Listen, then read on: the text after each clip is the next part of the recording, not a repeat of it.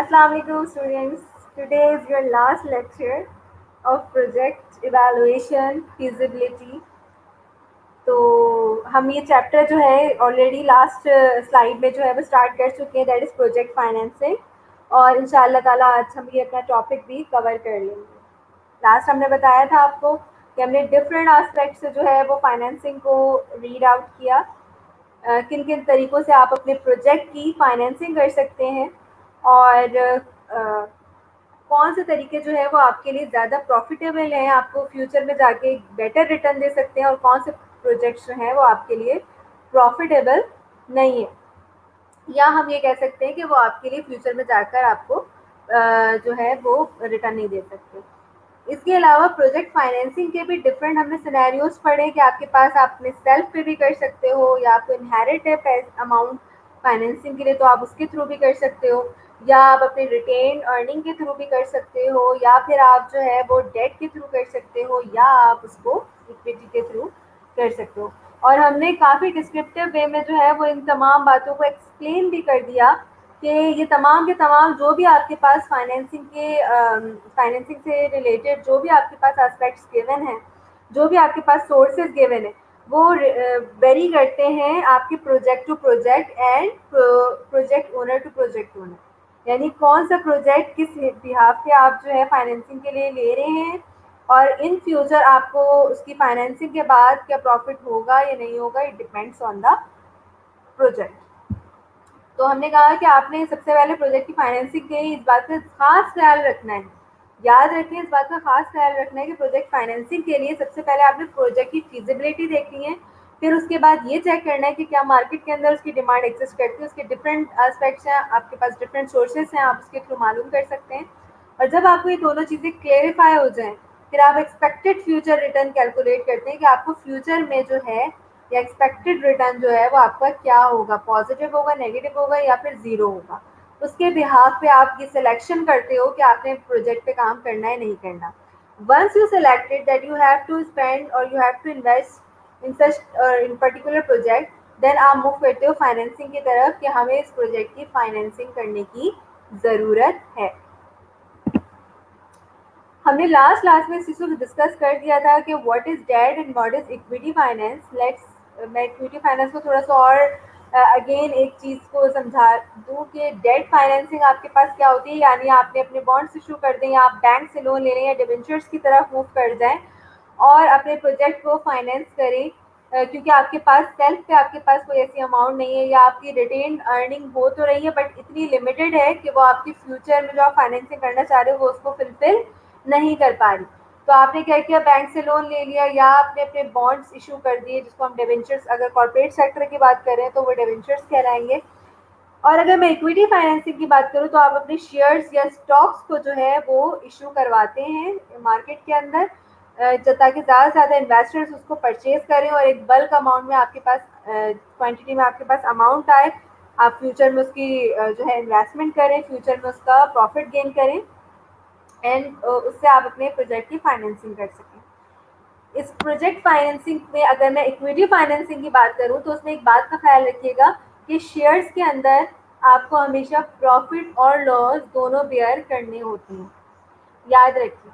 इसमें ये कोई फिक्स्ड अमाउंट नहीं है, हमने कहा था इक्विटी फाइनेंसिंग जो होती है वो आपकी वेरी करती है, अप एंड डाउन, ये कांस्टेंट टर्म इसमें आना कोई बहुत रेयर केसेस नहीं है, ये बहुत ज़्यादा आपके पास एक नॉर्मल सी बात है, एक नॉर्मल सी रूटीन है इक्विटी शेयर्स के लिए।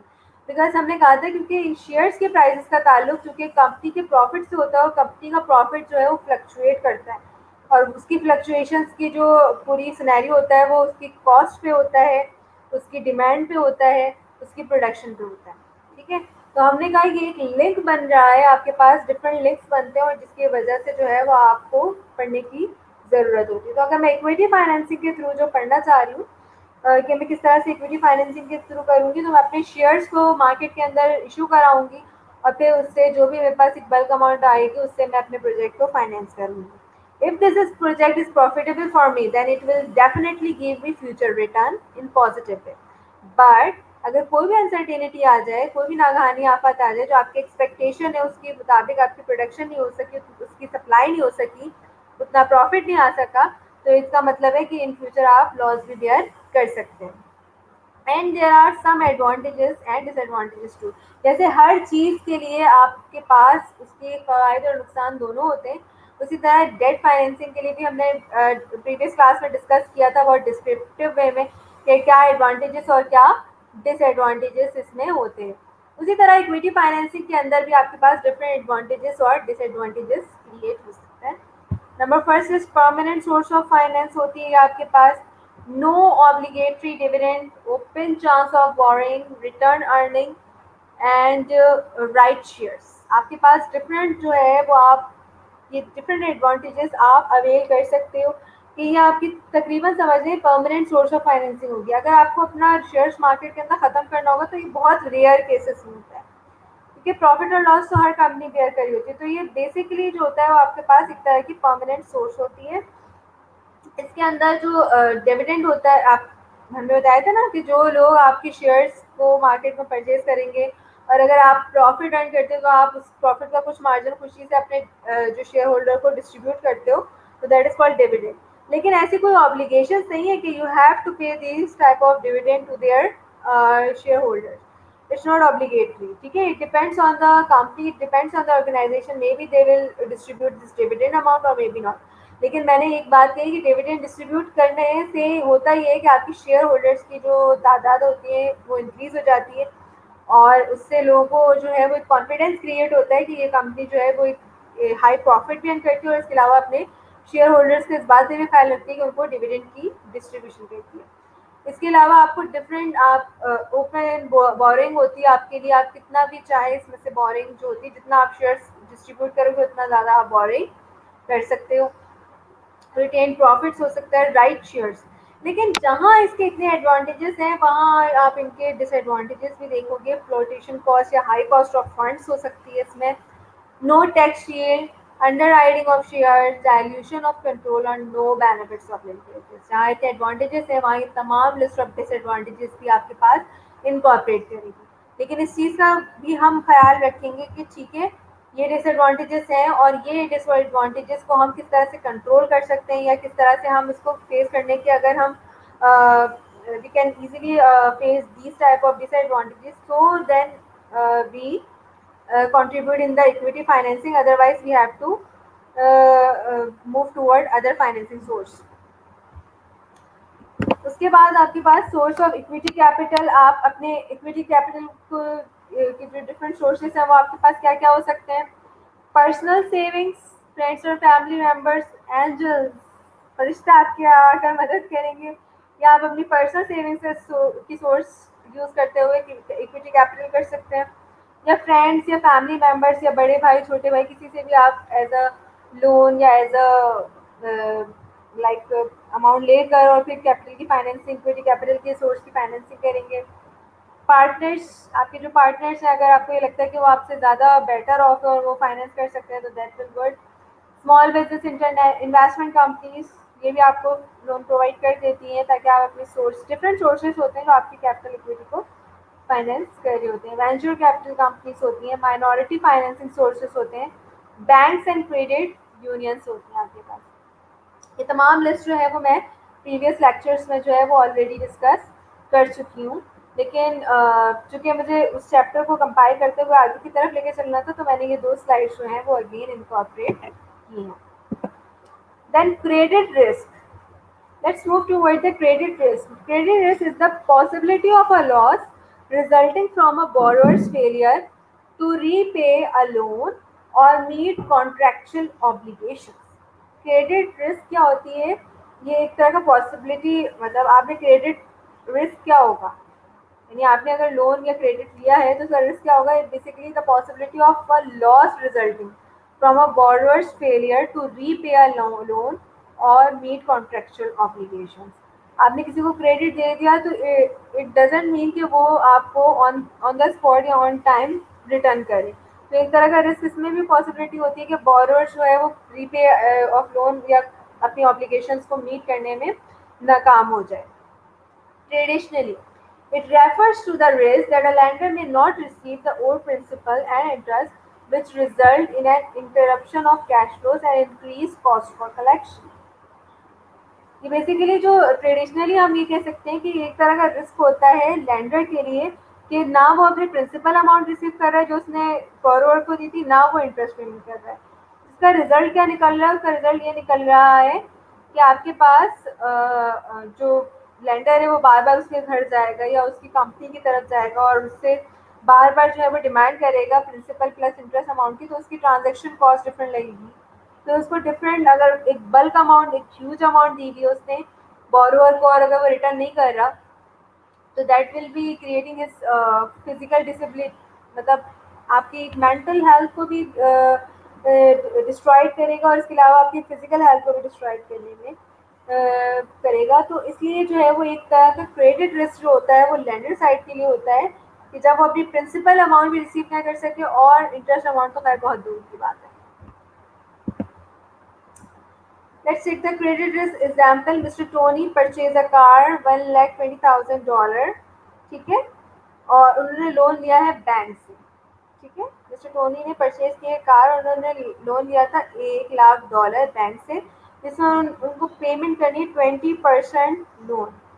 Risk management check, high risk credit risk, टोनीज लोन एप्लीकेशन में रिजेक्टेड। अगर उनको ये लगता है, बैंक को ये लगता है कि टोनी को देने से, लोन देने से हमारा हाई रिस्क है, तो वो टोनी की जो एप्लीकेशन है वो क्या कर देगा? रिजेक्ट कर देगा।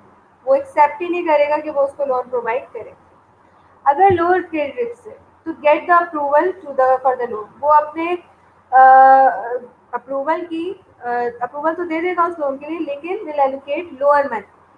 लेकिन अगर वो प्रोवाइड करेगा भी तो वो इतनी अमाउंट नहीं करेगा, बल्कि लोअर मनी पे करेगा या हाई इंटरेस्ट मनी पे करेगा। या बाज़ औक़ात ऐसा होता है कि वो कोलेटरल कर लेते हैं, मतलब उनसे जो है वो मॉर्गेज रख लेते हैं अमाउंट और उतनी अमाउंट उनको प्रोवाइड कर देते हैं एज अ लोन। तो जाहिर है बैंक जो होता है या कोई भी ऐसा लैंडिंग अदारा जो लैंडिंग करता है, तो वो ऐसे ही किसी को लोन प्रोवाइड नहीं कर देता। वो रिस्क को जो है वो ज़रूर कैलकुलेट करता है, रिस्क मैनेजमेंट उसको कैलकुलेट करती है कि बेसिकली ये रिस्क जो है वो हाई क्रेडिट रिस्क है या लो क्रेडिट है। अगर उनको हाई लगता है तो obviously they will deny to provide them risk, they will reject it. और अगर उनको लगता है नहीं लो रिस्क है बट रिस्क इन्वॉल्व है, तो वो अप्रूवल तो दे देते हैं लेकिन उस अमाउंट का नहीं देते, उससे कम अमाउंट का दे रहे होते हैं या फिर उसके बिहाफ पे कोई मॉर्गेज ले लेते हैं। Good credit and bad credit, ठीक है, आपके पास दो तरीके के क्रेडिट होते हैं आपके पास। एक होता है गुड क्रेडिट और दूसरा होता है आपके पास बैड क्रेडिट। यानी गुड क्रेडिट जो आप ले रहे हो for the purpose of development of project, for the purpose of development of your industry, for the purpose of development your economy, उसके फाइनेंसिंग के लिए आपने अगर बोरिंग की है, अपने क्रेडिट को लिया है, और इसके अलावा आपकी इकोनॉमी के अंदर इन्फ्लेशन का जो रेट है वो स्टेबलाइज है, इंटरेस्ट रेट के अंदर बहुत तेज़ी से फ्लक्चुएशन नहीं आ रही होती, तो आप ये कह सकते हो कि that is the part of the good credit. लेकिन अगर आपकी इकोनॉमी के अंदर हर दूसरे लम्हे एक फ्लक्चुएशन, हर दूसरे लम्हे एक अनसर्टेनिटी क्रिएट हो रही है, आपके पास इन्वेस्टर्स का जो है वो जो भी रोल है वो इतना ज़्यादा पावरफुल नहीं है, या हम ये कह सकते हैं कि जो भी इन्वेस्टर इन्वेस्टमेंट करने की कोशिश करता है, इन्फ्लेशन इतना ज़्यादा यानी महंगाई हाई पे चली जाती है, इसकी वजह से उसकी कॉस्ट बढ़ती है और वो इन्वेस्टमेंट कंपनी वहीं पर रुक जाती है, जिसकी वजह से ना सिर्फ डोमेस्टिक इन्वेस्टर आपके जो है वो इफेक्टेड होते हैं बल्कि आउटसाइडर भी होते हैं। तो जब इतनी अनसर्टेनिटी होती है तो इस केस में अगर आप क्रेडिट प्रोवाइड करेंगे तो that will be the part of bad credit. कि ये जो आपके पास बेसिकली जो पार्ट हो जाता है वो आ जाता है आपके पास बैड क्रेडिट का, कि आपने अगर किसी को लोन प्रोवाइड कर दिया है, ठीक है, लेट सपोज आपने कहा कि मैं आपको 1,00,000 रुपीज़ लोन प्रोवाइड कर रही हूँ और 10% आपने मुझे इंटरेस्ट रेट देना है। लेकिन एक साल बाद, अब एक साल बाद जो है वो जो चीज़ एक साल पहले 1 लाख की मिल रही थी, अब वो चीज़ जो है वो 5 लाख की मिल रही है, ठीक है, एक साल बाद, क्योंकि इन्फ्लेशन हाई हुआ है और आपको इंटरेस्ट रेट 10% तो मिल रहा है, यानी 1,10,000 रुपये अब आपके पास आ गए। लेकिन जो एक साल पहले जो है जो एक चीज़ 1 लाख की थी, अब उसकी कीमत क्या हो गई? 5 लाख। तो वो आपके लिए क्या हो गई? Basically that is the part of credit loss. ठीक है, क्रेडिट रिस्क जो होता है वो आपके पास दो तरीके के क्रेडिट होते हैं। एक होता है गुड क्रेडिट, जहाँ पर आप ये कहते हो कि अनसर्टेनिटी जिस इकोनॉमी के अंदर प्रिवेल नहीं करेगी, जहाँ के इन्वेस्टर्स बहुत ज़्यादा स्टेबलाइज होंगे, चाहे वो डोमेस्टिक हो या फिर वो फॉरेनर्स हों, जहाँ पर आप ये अज्यूम करोगे कि इकोनॉमी के अंदर जो है वो कोई इकोनॉमी जो है वो लॉस बेयर नहीं कर रही, वहाँ पर डिमांड भी बहुत ज़्यादा एक्सिस्ट करती है, वहाँ पर इन्फ्लेशन रेट स्टेबलाइज रहता है, वहाँ इंटरेस्ट रेट में फ्लक्चुएशंस बहुत क्विकली नहीं आती। तो इन दैट पर्टिकुलर केस अगर आप किसी को क्रेडिट प्रोवाइड कर रहे हो तो दैट इज़ गुड क्रेडिट, और उस क्रेडिट को आप बेटर वे में यूटिलाइज भी कर रहे हो, यानी डेवलपमेंट पर्पज़ के लिए यूटिलाइज कर रहे हो। लेकिन अगर इसी के बरक्स अगर आप ये देख रहे हो कि यहाँ पर इन्फ्लेशन का जो हाल है वो अनसर्टेन है, यहाँ पर इंटरेस्ट रेट का जो सिनेरियो है वो भी अनसर्टेन है, हमें कुछ नहीं पता कब इंटरेस्ट रेट हाई हो जाए, कब लो हो जाए, कब हमें जो है वो इन फ्यूचर रिटर्न मिले या नहीं मिले। और इन्वेस्टर्स जो हैं वो भी आपके पास अनसर्टेनिटी फेस कर रहे हैं, मतलब एग्रीकल्चर सेक्टर के अंदर अगर फ्लड आ गया या इंटरेस्ट रेट हाई हो गया या इन्फ्लेशन बहुत हाई हो गया तो वो आपके प्रोडक्शन सेक्टर को भी डिस्ट्रॉय करेगा और कंजम्पशन सेक्टर को भी। तो हम ये कह रहे हैं कि that is the part in that particular case if you are giving someone to the credit तो that will be harmful for the investors or for the lenders. That's all for today. Today we are discussing about the equity financing, its advantages and disadvantages, sources of equity, which we have already covered in our previous class. But here I discuss again because of that कि आपके पास जो link आ रहा है, एक chain आ रही है, वो आपके पास कंटिन्यू नहीं रहे। देन क्रेडिट रिस्क आपके पास क्या होता है, वो पॉसिबिलिटी होती है कि वो बेयर कर रहा होता है, लेंडर बेयर कर रहा होता है। और अगर बैंक्स की हम बात करें, बैंक एज अ लेंडर किसी पर्सन को, किसी इंडिविजुअल को लोन प्रोवाइड करता है तो वो अपनी रिस्क मैनेजमेंट से ज़रूर चेकिंग करवाता है, और इन दैट पर्टिकुलर केस अगर उसको ये लगता है कि रिस्क जो है वो उसका हाई है तो वो रिस्क जो है वो लो प्रोवाइड करता, या रिजेक्ट कर देगा, या फिर on the case of mortgage वो प्रोवाइड करेगा। और अगर लो क्रेडिट रिस्क है तो वो लोन प्रोवाइड तो करेगा, उसका अप्रूवल भी देगा, लेकिन लेसर अमाउंट प्रोवाइड करेगा। गुड और बैड क्रेडिट रिस्क आपके पास दोनों सिनेरियोस होते हैं, बट वो डिपेंड करते हैं इकोनॉमीज पे कि बेसिकली इकोनॉमीज किस टाइप की आपके इसमें रन अप कर रही है। That's all for today. Or today we have finished our last topic, which is very important in terms of your examination point of view. Hopefully कि आप जो है वो अपने पास्ट पेपर्स की प्रैक्टिस भी कर रहे होंगे, जो मैंने असाइनमेंट्स दिए हैं वो भी आप लोग फुली कर रहे होंगे। इसके अलावा जितने भी चैप्टर्स हमने पढ़े हैं मैंने आप लोग को बताया कि वो तमाम के तमाम चैप्टर्स आप कहीं ना जाएं, आप सिर्फ प्रशांत चंद्रा की बुक जो है उसको फॉलो करें, उसके बैक क्वेश्चन सॉल्व करें। उन बैक क्वेश्चन के अंदर आपको कोई भी हर्डल्स क्रिएट होती हैं, कोई भी मसला होता है तो आप लोग उससे कोऑर्डिनेट ज़रूर कीजिए। वैसे आपकी क्लास में कुछ स्टूडेंट्स कर रहे हैं coordinate, I am so happy कि वो बच्चे जो है वो लेक्चर्स जो हैं वो सुन रहे हैं और उसके अलावा असाइनमेंट्स भी अपने कंप्लीट कर रहे हैं और इसके अलावा बुक्स को भी फॉलो कर रहे हैं, तो दैट्स गुड। बट मैं चाहती हूँ कि जो बाकी के स्टूडेंट्स नहीं हैं वो भी इन चीज़ों को ज़रूर फॉलो अप करें। ये आज लास्ट चैप्टर अल्हम्दुलिल्लाह हमारा कंप्लीट हो गया है, और होपफुली कि आप लोग जो है वो अब कंटिन्यूस वे में अगेन रिवीजन, अगर जिन्होंने रीडिंग कर ली है वो रिवीजन की तरफ मूव करें, और जिन्होंने नहीं की है तो वो काइंडली स्टार्ट करें अपनी studies. Thanks a lot, thanks for listening me. अपना बहुत ख्याल रखिएगा। Wish you best of luck for assignment and for examination.